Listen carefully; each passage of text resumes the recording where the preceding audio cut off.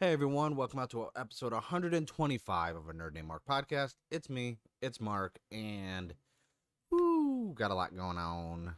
I'm not even like I was trying to, little sidebar right off the bat. We're just coming in with just some side stuff. So, this upcoming weekend is Power Morphicon, and my work schedule's been pretty crazy, and some other stuff's been going on. Where we have Luna, who's been just a little firecracker. Now she's 8 weeks old. We've had her for 2 weeks, almost 2 weeks. Actually, 2 weeks this coming Friday, which is when this will go live. Uh, so she's been very rambunctious. You know, teaching her, getting her acclimated to the apartment and with the other cat. Now, luckily, Scarlett and her get along very well, which is great.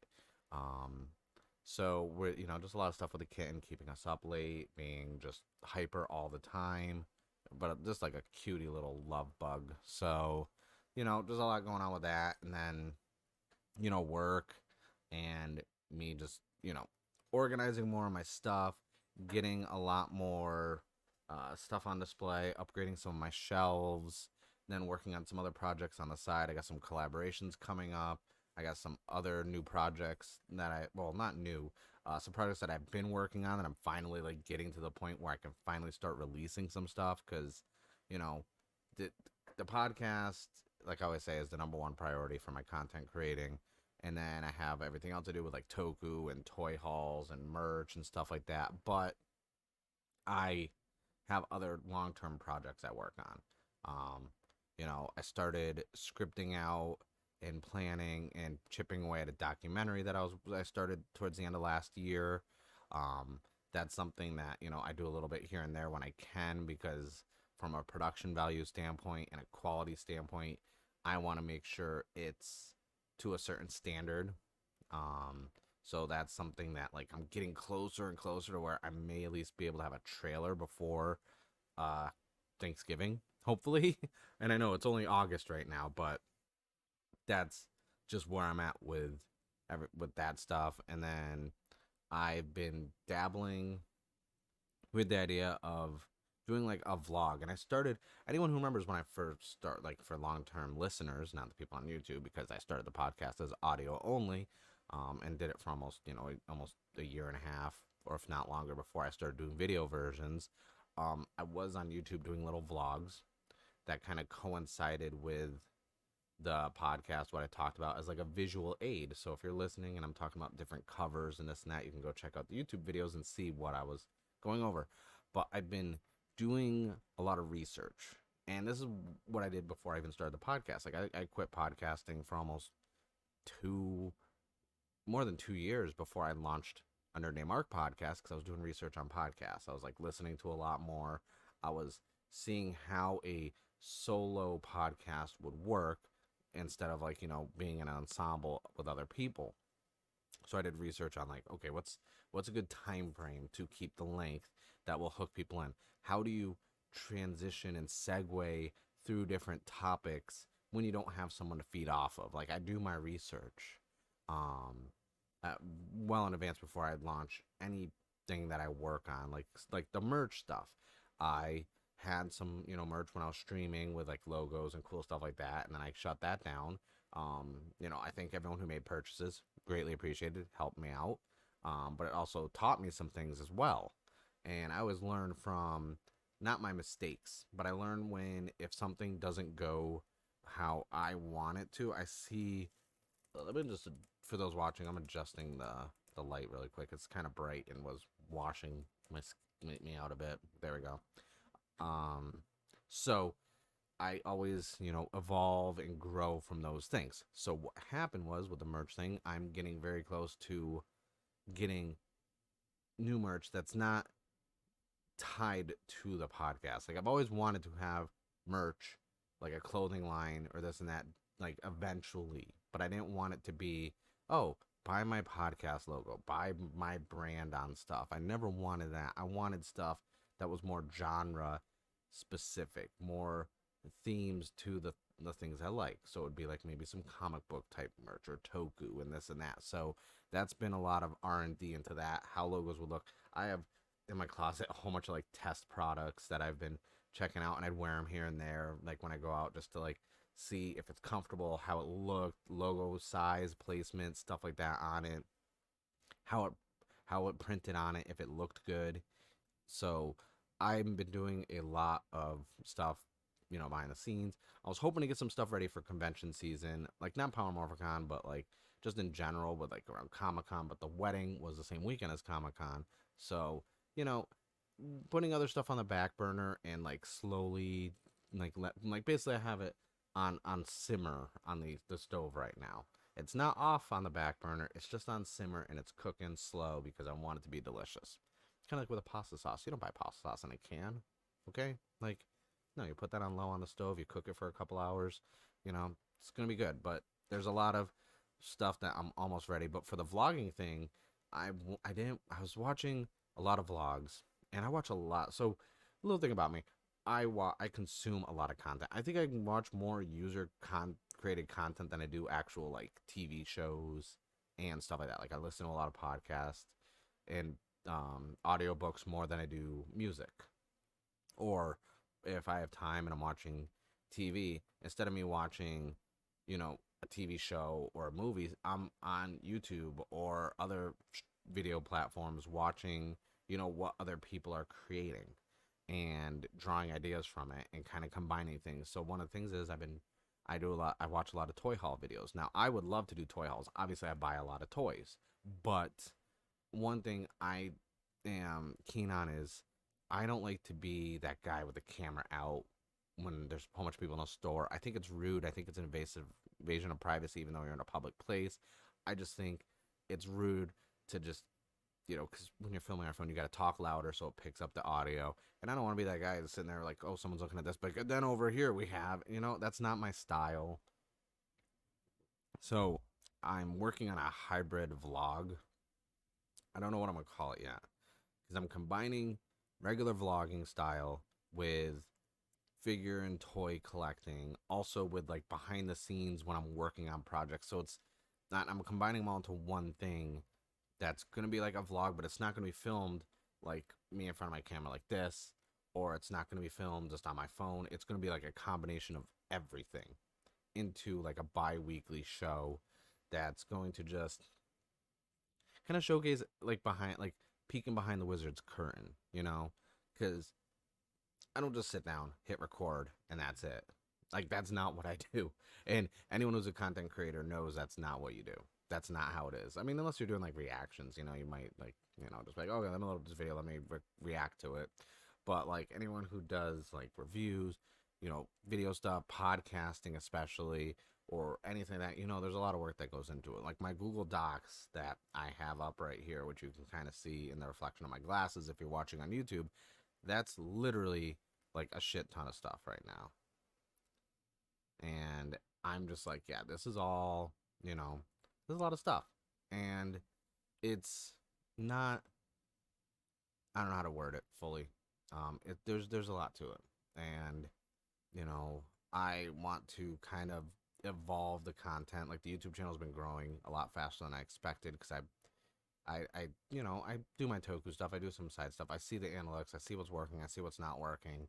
So it's more or less just trying to figure out what the next step is. And I think, I'm there. Like, so, Power Morphicon, I'm going to be doing some filming, just to kind of do like a pilot for this vlog type video series that I want to do. Because I think that's going to be entertaining. And just also kind of like more, I don't know how to word it. I'm a very private person. Anyone who knows me knows I'm a very private person, especially on social media. I keep to myself. I usually use social media to like interact with my friends, content creators, people I play video games with. That's it. But when it comes to like personal life stuff, if it doesn't affect like my ability to put out content, I kind of keep my personal life to myself. I especially like my relationship, family stuff, my work, because there's a lot of people who just like are so transparent on social media. Like I have a friend and I always joke with him because we don't talk a lot, and when we do, it's like quick conversations. Like, oh man, I haven't heard from you. Like, well, you post literally every element of your life almost hourly on social media, so it's like I'm not gonna call you and be like, hey, what's up? I already know what's up. Like you've already tweeted about it or posted on Facebook about it, so it's like I know your life more than from that stuff than I do actually having a conversation with you. Whereas when my friends hit me up, they're more like we have actual conversations because they're like, "Oh, I saw you put out new content. What else is going on? How's work? What's?" So it's that kind of thing. That's why I keep so much off social media. But this would be kind of like peeling back a couple more layers to kind of see, uh, what I'm like when I'm not, you know, on camera or on social media. Which my personality stays the same, obviously. It's just there's a lot of stuff I do that isn't what I present to you. Um, and I do work on a lot of stuff outside of my own stuff. Like I help a lot of people with production on their things, audio editing. I, people will be launching merch or they're launching, their own podcast, and I'm having conversations with them being like, hey, this will work. Oh, that looks good. Redesign this, move that over there. Cause I have extensive history with graphic designing, website designing, journalism, stuff like that. So it's like, I do a lot of, I guess, consultation work, but for free because it's my friends. So there's a lot more to everything going on in the Nerd Named Mark universe that I want to share, and that's what this vlog series would be. So I kind of feel like that'd be like something cool, something different and unique to kind of build on more of the podcast. So you get to know me more because I feel like after 3 years of doing a podcast, like I'm you guys got a good idea of like what I'm into when it comes to nerdy things and what I do when it comes to like, some of my figure, but like I kind of want to like get a little more personal with it. And I've met and I have a lot of friends now that I've made who were I found through podcast networking or people who listen to the show. So it's like, yeah, I think I'm ready now. I'm finally starting to like get back into Discord, actually being active in some of the servers I'm a part of and my own server. I'm trying to like, eventually grow that back up and get to it. But with work and everything else, I really don't have a lot of time to sit on Discord. So, but I would love to like, do that, make us, and just branch out more in, this world, you know? But yeah, that's really it for the open. Like I was not even gonna talk about all that other stuff. That just kind of came out. Also, really quick, can we talk about this Dream World limited edition Coke Zero Sugar? It's fucking delicious. Mm. I spilled some on me because the can is so little. Um, but so I got some gaming stuff to talk about. We got some more manga. I got some comic books to talk about. Some new toys and merch because I got a nice big box from Ami Ami. Um, the main theme about this episode is going to be Power Rangers as Power Week or Power Morphicon Week because Power Morphicon's coming up. So they're doing like Power Week. They're doing a lot of announcements of like merch and this and that.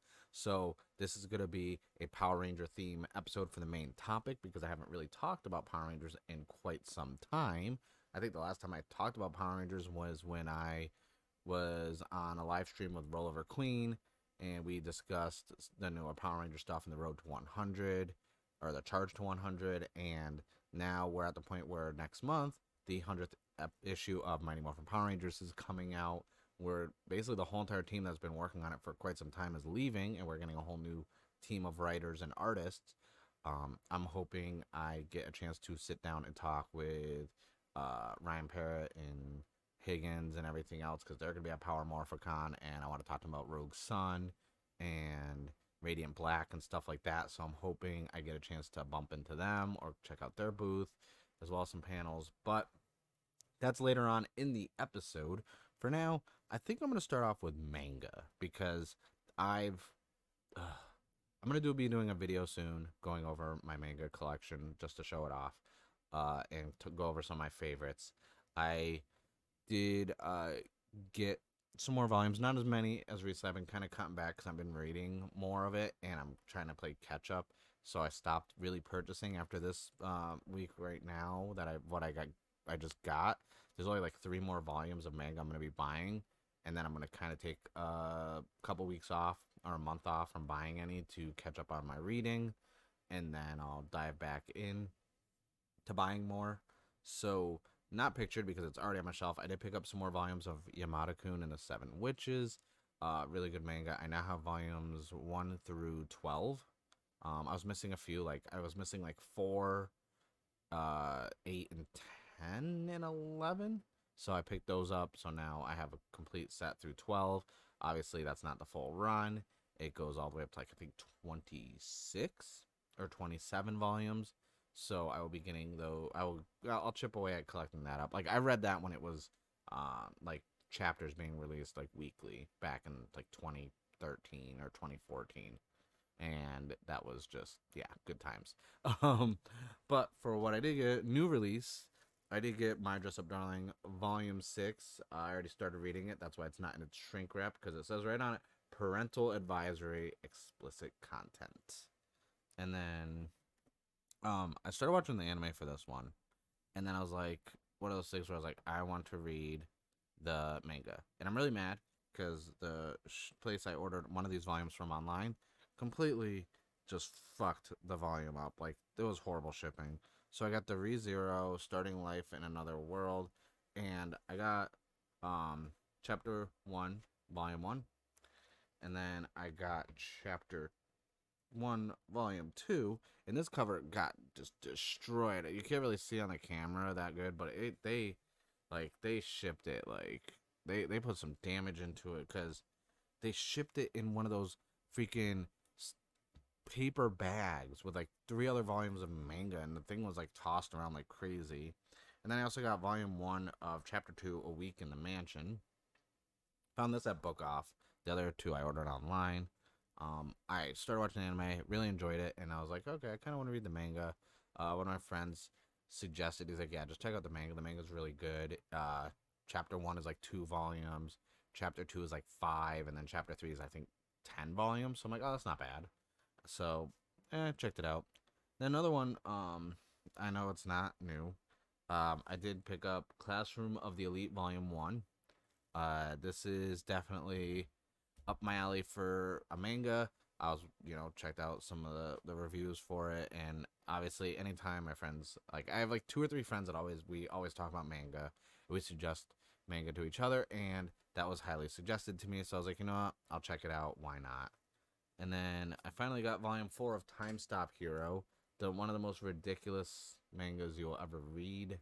I read the first 2 volumes, and then I found volume 3, which I got a couple weeks ago. I started reading that, and then I just happened to come across volume 4, and I was like, well, they have 1 copy of it, because I don't like to order manga online as much unless it's, Books A Million.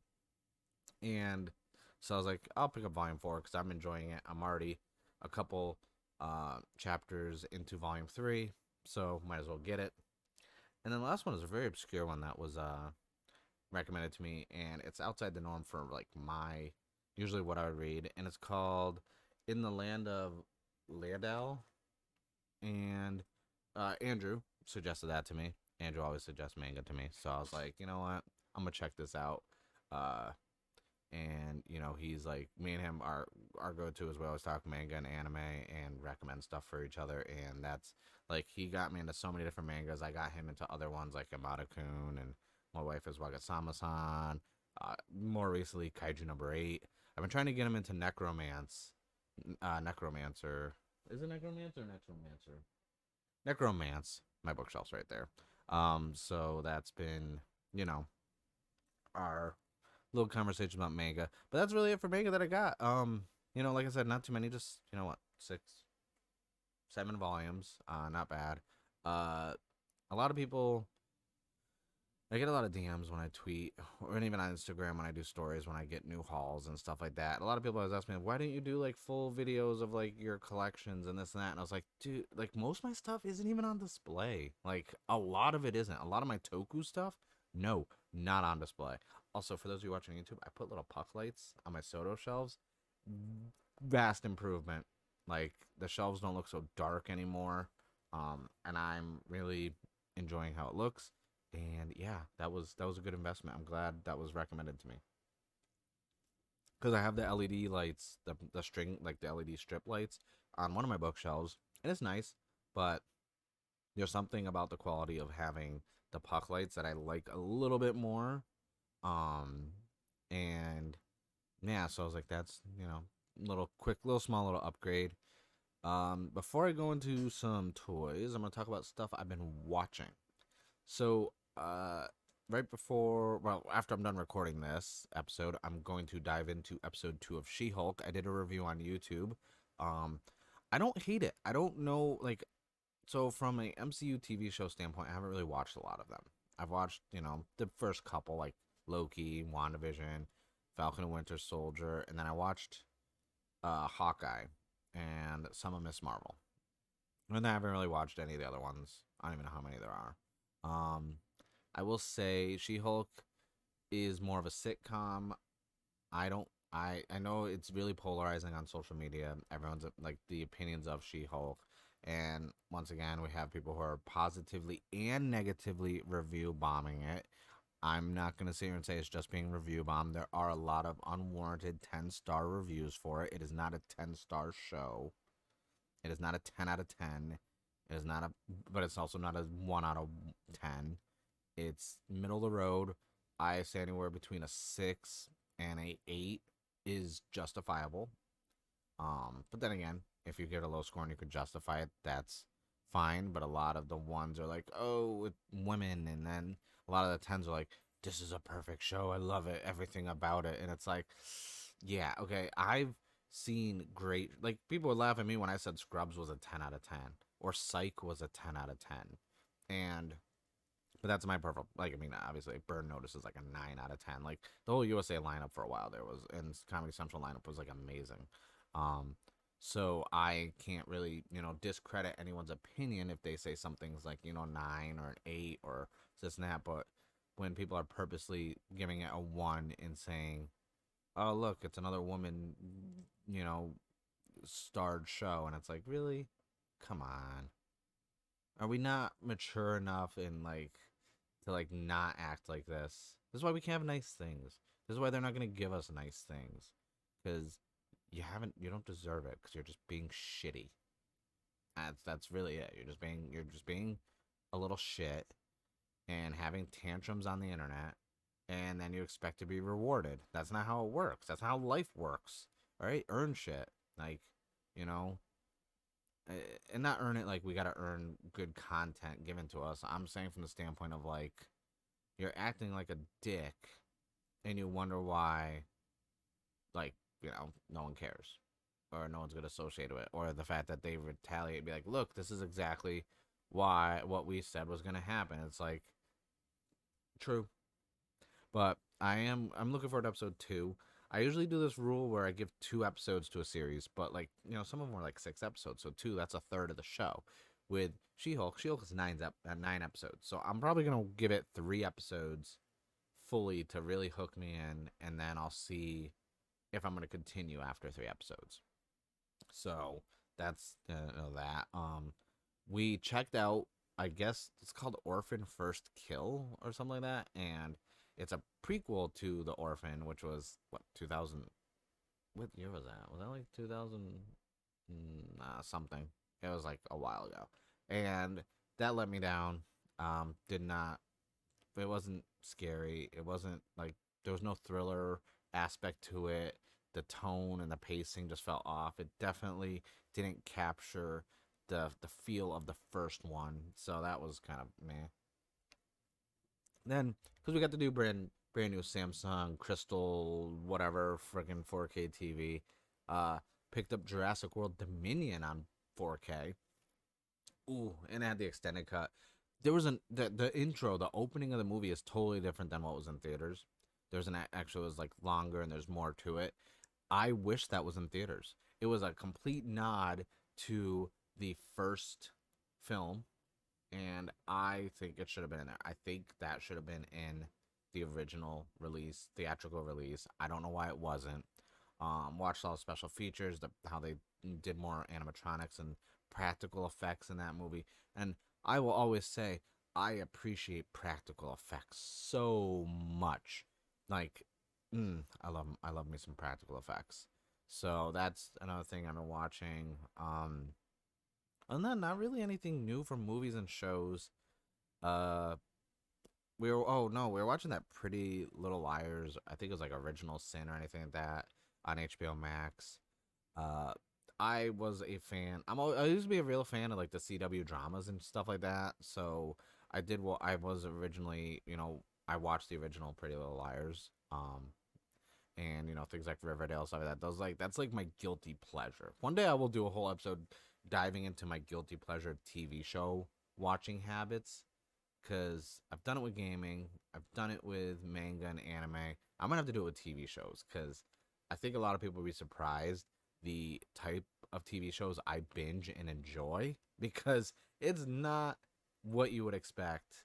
Which is why like people always get shocked when I'm getting like rom com, manga, and anime. They're like, dude, we thought you'd be like Dragon Ball and Jujutsu Kaisen and Demon Slayer and Overlord and Berserk and stuff like that. It's like, well, yes, but there's also other stuff on the shelf too. I got more than one shelf.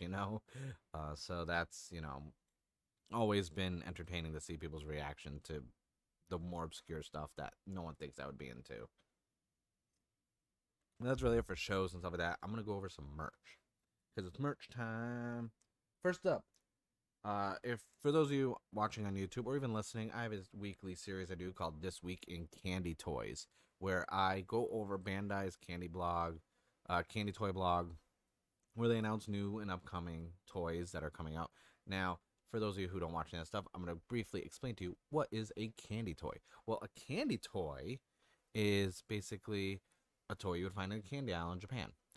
They have a Ramune soda little candy in there that you can eat, and usually it's like a little, 2 to 3.5 inch tall figure. Sometimes there's different ones like Sodos where you need 2 boxes and you take all the pieces, you kind of put them together like a snap together Gundam kit, and it makes a figure. It could be Kamen Rider, it could be Super Sentai. For those of you listening, Super Sentai is Japanese tokusatsu. It's what inspired and is referenced in basically the last 30 years of Power Rangers, Ultraman, and sometimes they'll do like anime ones. Like they do a lot for Pokemon and Dragon Ball.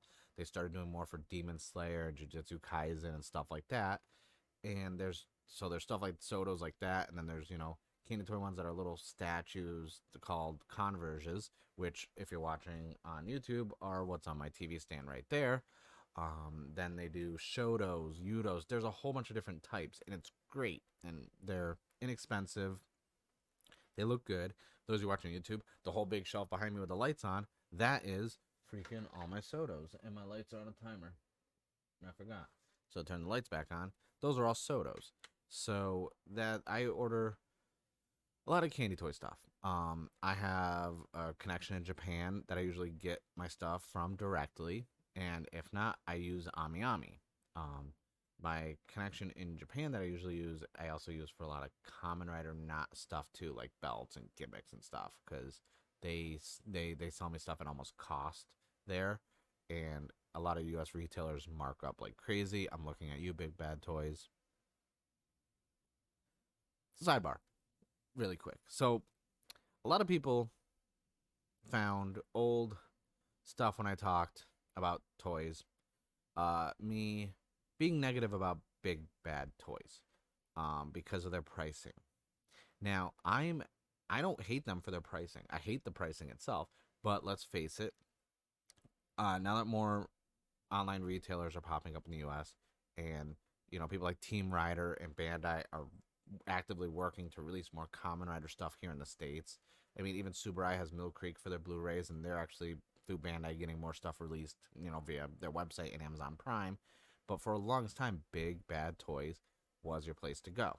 It's kind of like if you're a wrestling figure collector, you go to Ringside Collectibles. Well, for a while there, if you wanted more obscure stuff from Japan and Transformers and stuff like that, and you wanted like the high end stuff, you would go to Big Bad Toys. But the thing is, Big Bad Toys is freaking expensive. Uh, just to give you an idea, when I go over what I bought, one of the things I bought here was probably over $80 on Big Bad Toys, and I spent 18. for one box. Whereas the box there was like, I think it was like $70 or $80. And I was like, that's with shipping, by the way. No, not it. A lot of people were like, hey, you talk negative about like, but that's gonna ruin like a possible sponsorship or working with them in the future. I'm like, okay. Would you rather me lie and say, oh, these are great. This is a great store to go to. Look at all this great stuff. You get great deals. When you don't get great deals, no. I'm very outspoken that I'm not gonna kiss ass to anyone with a retailer store to get a sponsorship if you do toku stuff or any nerdy stuff. I will I won't shit on your products, but I will actively say, hey, there are more viable options if you want to save money.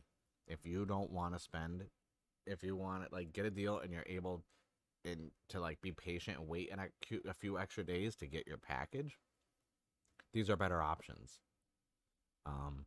And I see a lot of my friends who collect being like, man, this is so much money. I pre-ordered it through this. And I'm like, why'd you pre-order through that? Look over here. And I'll send them a link. I'm like, look, you're not going to get it this day. You'll get it maybe a week later, but you're going to save $30. You should do that instead. That's like, have you seen gas prices around $30? That's a good amount of gas for me. I mean, it's not going to fill the tank. It'll probably give me like 2/3 of a tank maybe, or through, yeah, maybe 2/3 of a tank, but that's still, good, you know? Speaking of gas, I'm not looking forward to driving to Pasadena. That's going to use so much gas. Oh my God. I just realized gas prices and driving all the way to freaking Power Morphicon from San Diego. Oof. RIP gas tank. But yeah, so I order from Ami every once in a while. They're really good at shipping. I always do DHL Express. Usually the second it's actually shipped, I get it within like 3 days. And the guy I order from directly in Japan uses FedEx, and I usually get it 2 to 3 days after, and it's like usually it's like $8 or $9 shipping, and I'm like, damn, okay, you know. So first up, now that I went over Candy Toys R Us, I got some Converse Motion Kamen Riders. Now this is a box of 10, and there's only 6 figures, so you get extras. This is actually a retail box. So for those of you watching on YouTube, you would pull this all around this, and this whole top would come up, and you would see all the boxes like that, except in the front facing position. So you'd see like the front of them, and with seeing the front of them, you would be able to be like, oh, I want this one, and you would grab them. Now, because there's 10 boxes, right, and there's only 6 figures, there's also a secret chase. Now, obviously, I opened these already. For those of you who know Kamen Rider, I did get the chase, which was the Kamen Rider Double Joker. So that made me happy. So that means I have 7 out of 10. I have 3 extra boxes. So what I do is, I'm probably going to resell those. Or, actually, do I have 3 or do I have 4 extra? I feel like, yeah, I have 3 extra. So I'll resell those. And honestly, I'm not going to sell them at cost because I'm not an idiot. I will make them affordable and, not overly priced. But I'm with just selling those 3 alone that I have left over, that's gonna pay for 2 of these 2 out of the 3 boxes that I got sent to me. Because the next one I got was I finally got the Kamen Rider Ryuki Soto Chronicles Volume 2 or Wave 2, which is very nice. The Sotos are the ones, like I said before, there are 2 boxes. You combine them to make a figure. They come with the Ramune candy in there. So with and then I also got Wave 3. So the thing is, like I said, selling those 3 converges is gonna pay for both of these Sotos. And it's not gonna pay for the converge, but I mean 3 of them would pay for just for that, but those 3 are gonna pay for those 2 alone. So I made my money back. It's definitely, I like my candy toys. I'm really into them. That from a displaying standpoint, space saving. Like if you're into anything tokusatsu, the candy toy lines are definitely for you. They're definitely, they look good. They're very detailed for their size. For those who do figure photography, the Sotos look really good to do photography with. It's something that I'm still working on, space and area, and that's something I do eventually want to get into.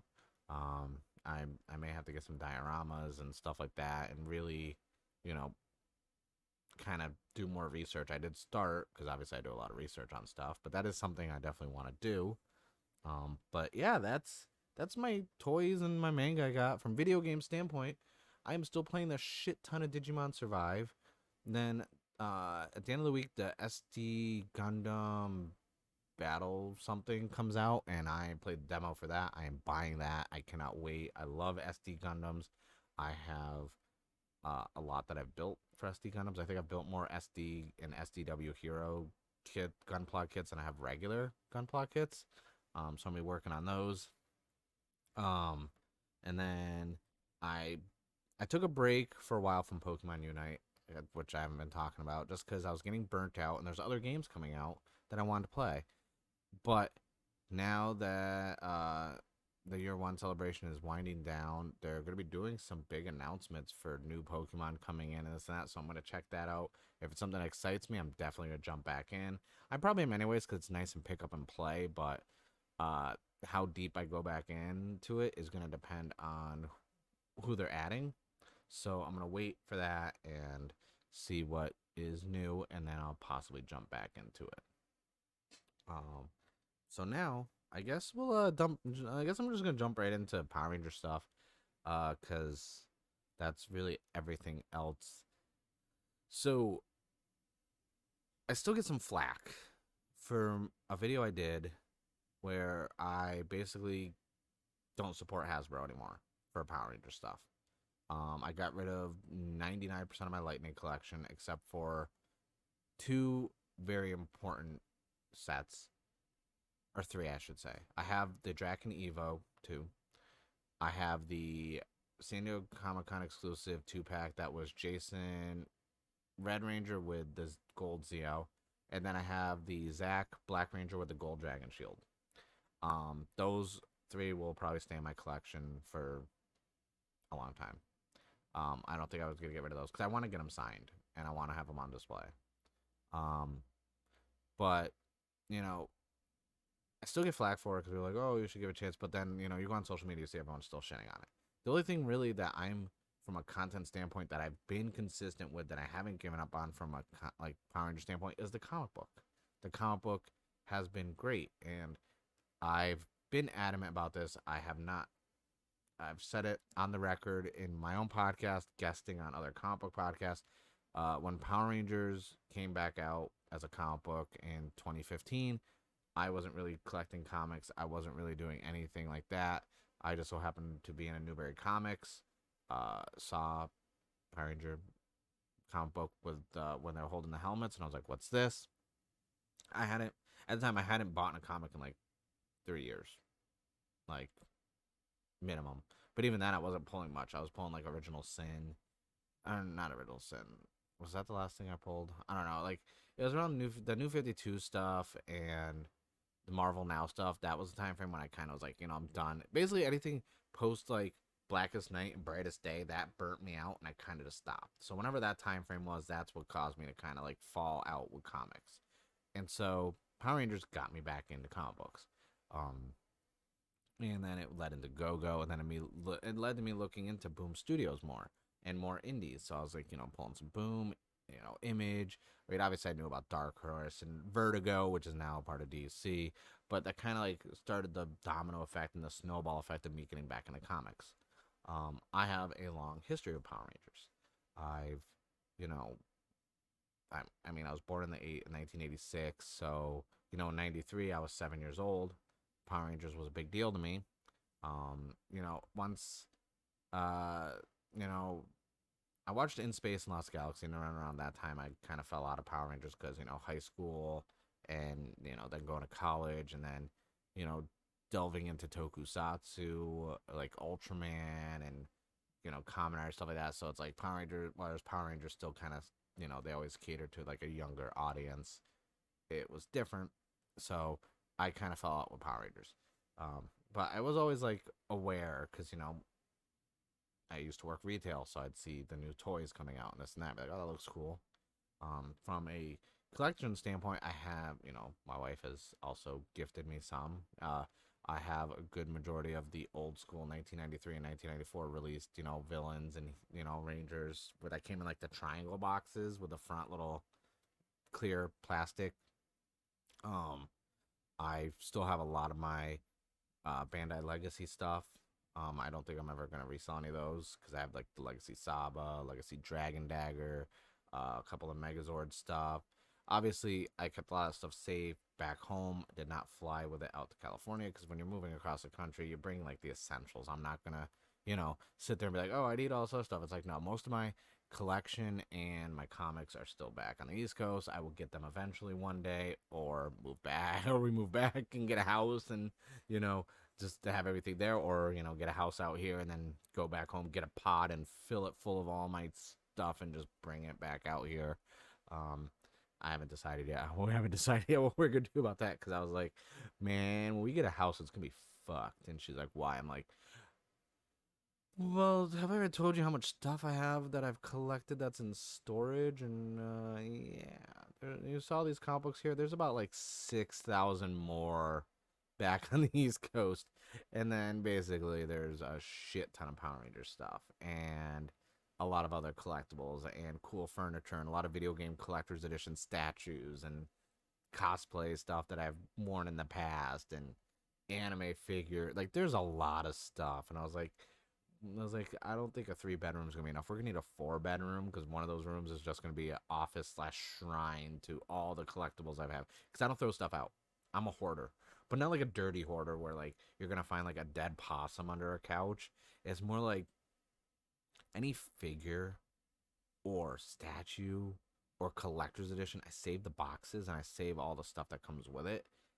But even when I was a kid, because I never really broke my toys a lot, which is weird. I still have some freaking Darkwing Duck toys, like that were mint, even though I played with them, like Launchpad McQuack, freaking Darkwing Duck. Like I have stuff from all that, like just action figures are still in good condition. I have stuff from like Pee Wee's Playhouse still that I was like, because I was a big Pee Wee Herman fan, and I still am.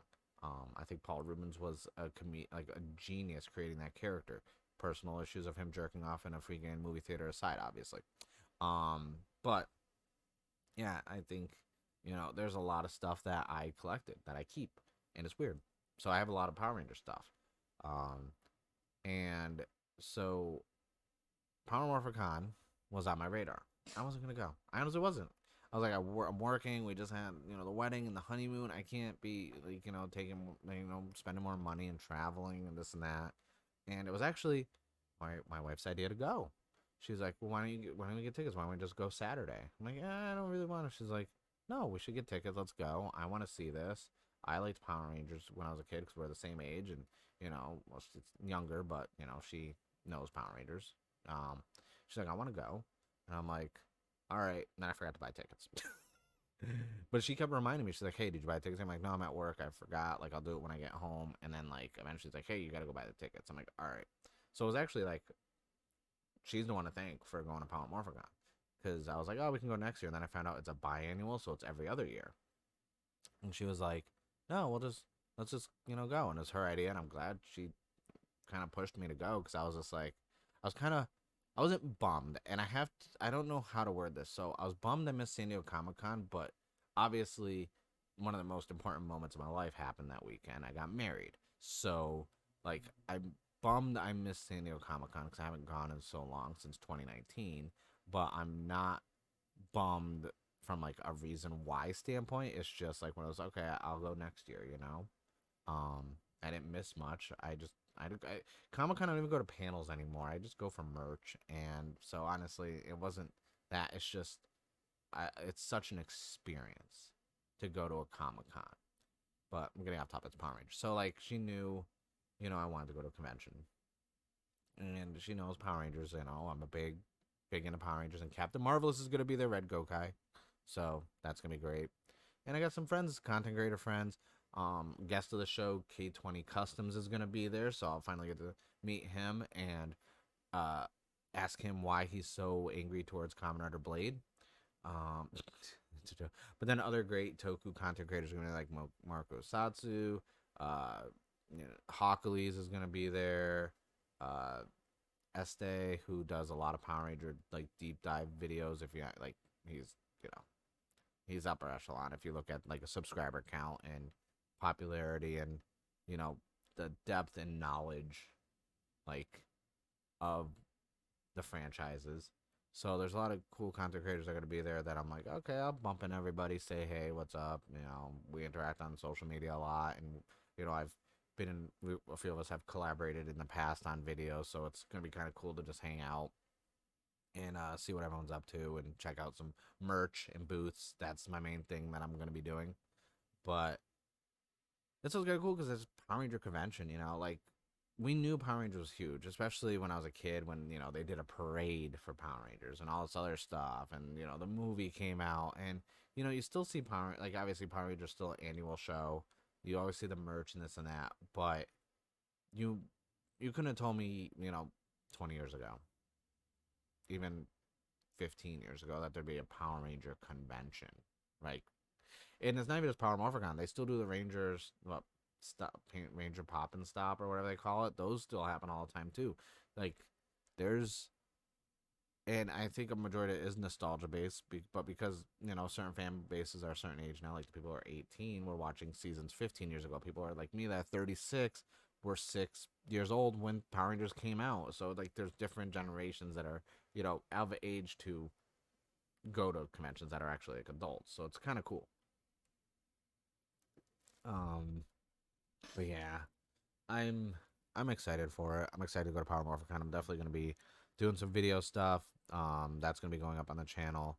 I have some other stuff I'm working on right now. I'm just going to go over a little housekeeping and wind down since I don't really have much more to say about Power Rangers. I was going to go deep into the comic books right now, but I don't. That's a lot to go over. I think I'm gonna do it as a special episode and have a guest to help me because it'd be nice to have someone to like kind of bounce back and forth off of going over 99 issues of a comic book, not in depth, but like going over just the history of the series. And halfway through starting to talk about Power Rangers on this episode that you're listening to or watching, I made the executive decision. I had no, we're not gonna. We're not gonna talk about the comic books now. We're not gonna go deep like you wanted to because there's so much to talk about. And as I was starting to talk about Power Rangers, I realized no, I need someone else to like, you know, converse with on this topic. So I'm gonna hold off on that because issue 100 drops in September. So I'm gonna line some stuff up and get one or two guests to like sit down and just have a full deep conversation about Power Rangers, the comic book as a whole. Because you also have to factor in Go Go Power Rangers, which was another couple dozen issues. So it's like, yeah, I'm definitely not gonna be able to do that by myself. Um, I mean, I could, but it wouldn't be entertaining, and it would just be really boring. And I don't like being boring. So, um, I'm gonna be recording some stuff in Power Morphicon. I'm gonna be working on a lot of other stuff. I'm really excited, honestly. I look forward to all that. Uh, if you are watching on YouTube, please hit the subscribe button. If you're listening on your favorite listening podcast platform, whether it's Amazon Podcast, Spotify, iHeartRadio, Podbean, Podrepublic, Apple Podcasts, uh, that other one, the one. I think I said iHeartRadio. iHeartRadio. I probably already said that, but make sure you subscribe to it. If you're a new listener, subscribe to it. If you're listening on Apple Podcasts, please leave me a review, like a little 5-star. Like, hey, it's Mark. He did a review. It's great. Um, also, I'm still using that app, and I already forgot the name of it because my phone's charging over there, so it's kind of far away. Um, the one that I usually pitch or talk about at the end of the thing, But I think everyone who's been listening, I think everyone who's been watching the videos too. I know someone commented, it was a nice comment, they relax and they really enjoy the show. They say a lot of people are watching the podcast episode. I don't take offense if the numbers for the video version are low. I started this podcast audio. My listenership from an audio standpoint is drastically higher than the video versions. And I get that because from a podcasting standpoint, I'm more of an audio listener myself as well. I very rarely watch a video version of a podcast, so I get that 100%. But the fact that even one person watches it, hey, all right. I gotta record everything anyway, so I might as well just hit plug in the camera and hit the button. Um, Plus, from an audio standpoint, I have so many like add-ons and stuff done that like I just rip the audio from the video and then like do a little tweaking to it, and then put the audio back over the video, and then take the audio that I just did and just upload that. So it makes things really convenient for me. But that being said, I thank you guys for coming out and listening and watching to episode 125 of a Nerd Named Mark podcast. My name is Mark, and I'm a nerd.